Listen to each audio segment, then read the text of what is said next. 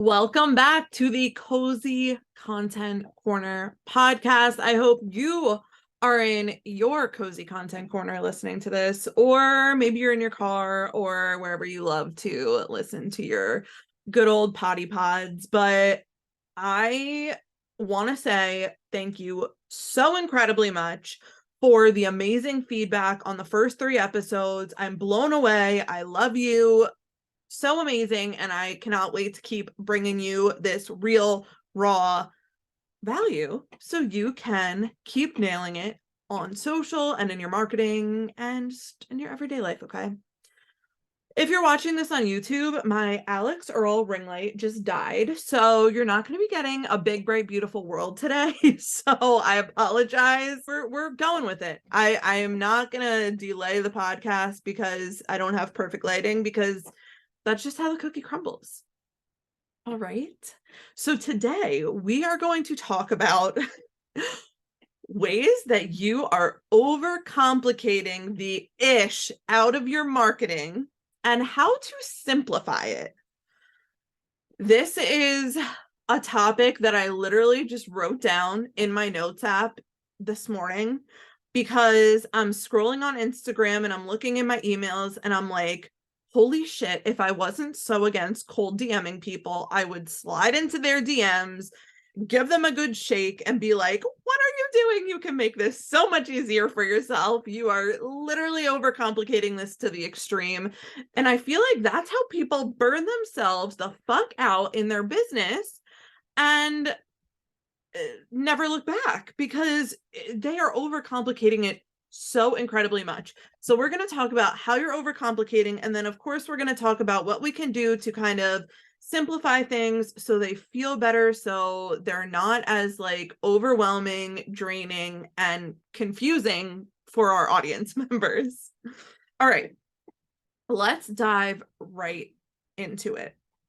The first way that I see people overcomplicating their marketing is by using all of this jargon.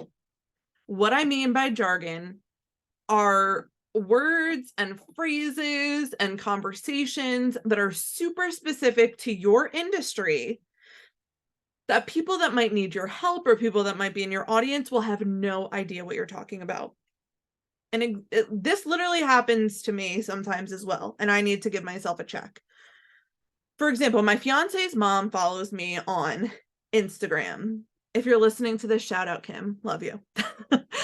She's like, I love just rooting for you and watching you, but I have such a hard time understanding all the jargon, but I know you're doing a good job, and I just love watching you show up. And I'm like, okay, no, I'm glad you said that to me, because that's a good reality check for me, because I need to be speaking in ways that the general public would understand. And for a lot of us, we need to also speak in a way that the general public would understand. Unless you are just a social media manager that's serving social media managers, or just a healer that's serving other healers. We need to take a step back and take out all of these confusing words. Like, instead of saying funnels, and instead of saying your numerology, blah, blah, blah, blah, blah, blah, blah, like, we have no idea what that means. So I want you to scale those words back to almost like you're talking to like a 3rd grader. Assume that your audience doesn't have any idea what you're saying. And then once you explain it, you can go into the actual terms and what they mean. But first, present it as if people have not heard of this before, because that is going to really help you with your messaging. It's going to really help you reach people that need you, that have no fucking idea what you're talking about when you use these wacky industry-specific words. So just scale it back, okay? The next way that I see people overcomplicating the heck out of their marketing is they are going so overkill on like the features of the product or the service, and they are not telling us enough about the transformation and the benefits. So, for example, You are telling us that your course comes with 17 PDFs and 8 modules, and it took you 3 months to record, and you're going to get this many hours of education out of it. It's like, okay, great. How is it going to change my life? Is it going to help me to better understand a specific topic? Is it going to help me make more money and attract more clients? Is it going to help me feel more relaxed and at ease? Is it going to help me look better and feel more vibey? Like, I'm giving examples for product and service-based businesses here. but what's it going to do for me? I don't necessarily care that you have this many modules, or it took you this long to make, or we don't really care too much about that stuff. Don't get me wrong, there are some customers that need to know about all of the intricacies, and you can totally speak to them, but I want you to lead with just simply, what is this going to do for me after I buy it? That's it. That's it. People don't need to know when I'm working with them that I have made you 18 bases in Airtable, the project management system, and it's probably taken me 5 hours to create blah, blah, blah, blah, blah. They do not need to know all of that. They want to know Sarah is going to help me get visible on social media so I could save time, get clients, and make more money. That's what they want to know. That is what they want to know. They don't care most of the time about all of the other intricacies. Again, you will have people that are like, okay, so what all do I get? Tell me again. But most people just care about the transformation. So stop overkilling it with the features, please. All right. This next one. Oh, I hate this word. I know it's needed, and I know it serves a specific purpose in the marketing world, but it literally just like makes the hair on my back stand up. Ew, why did I just use that analogy? I hate that. Okay, the word is funnels. You are all so incredibly focused on your funnels, and you will not stray from your funnel. And a lot of the time, especially if you're marketing your business on TikTok or another short form video platform that people get to know you really, really quickly, you're actually shooting yourself in the foot. Here's why. If you only lead your marketing with all of these funnels and you spend your time on all of these funnels, then you're not giving people the benefit of the doubt that maybe they're ready to actually buy from you right now. And not only are they ready to buy from you, but they're ready to buy like one of your most expensive things. But so many people in this marketing space are so friggin' obsessed with their funnels and their funnel hacking. Oh, it just makes me cringe. I know some of you have beautiful funnels, and I'm sure it works for some of you, but if you stray from that a little bit and talk about a client transformation in real time that went through maybe one of your most expensive programs, and that has really inspired someone to take action, well, maybe they're not even going to be interested after they go through your whole friggin' funnel. Maybe they just want to buy it now. So don't get so obsessed and spend all your time on funnels and funnel hacking. And if you don't know what a funnel is, see, this is me using jargon. If you don't know what a funnel is, I apologize. I should have started with that. It's essentially kind of just the picture a ladder, and it's people like going up or down the ladder based on the pricing or accessibility of your offers.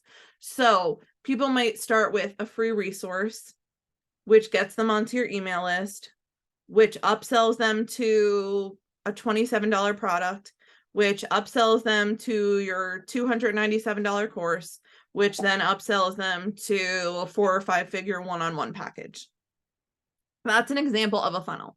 But sometimes people are just ready to go all in with your most expensive thing. So again, don't put all your eggs in one basket with a funnel.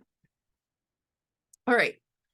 The next thing that I see that is overcomplicating your marketing to an extreme is that a lot of you are still using sales scripts rather than just storytelling. And I mean, you're using sales scripts in your discovery calls or your sales calls. You're using them when you're talking to clients in the DMs, and you don't need to lead with a script. You really don't. The thing is people want to connect human to human first. They want to connect human to human first. And a lot of people are very privy to the fact that you might be using a script to speak to them and talk to them because it just does not sound flowy and organic, and it's very like rigid, and it doesn't allow room for like real conversation. And so I want you to try and stray from that, even though I know it's a little uncomfortable, especially if you're used to using sales scripts or scripting in all of your, conversations. But I want you to try and get to know the human being first, because relationship marketing is the most powerful thing in the world right now. Again, because it helps us stand out from the millions and possibly billions of other people that are doing the same thing as we are. All right. The last thing that I'm going to touch on today that is completely overcomplicating your marketing is you are trying to show up on every single social media and marketing platform. You're trying to be a LinkedIn star and be on TikTok and Instagram and run a Facebook group and have a podcast and have a full-on YouTube channel. And it's just like, one, that's the quickest way to burn out possible. And two, it's not allowing you to really like hone in on what works on those platforms and then repurpose what makes sense from there.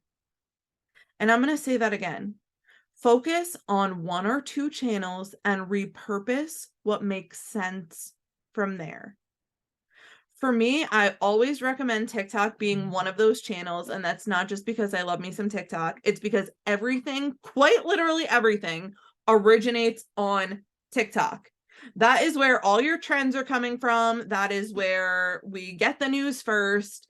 Everything kind of originates from TikTok, so I totally recommend that being your first platform that you're creating for, and then choose another one. Maybe you're on LinkedIn, maybe you're on Instagram, maybe you're on YouTube.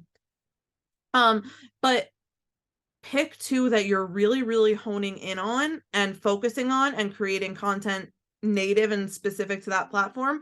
And then if something makes sense from there, then totally repurpose it in whatever way you see fit. But don't try and be a rock star on every single social media channel, because it's literally not humanly possible. You're going to burn yourself out, and you're not going to put content on those platforms that is native to it, that flows, that hits well. Along with those social channels, I always, always, always recommend email. Email should always be like at the top of your list. But there are totally ways to repurpose content from social media onto email.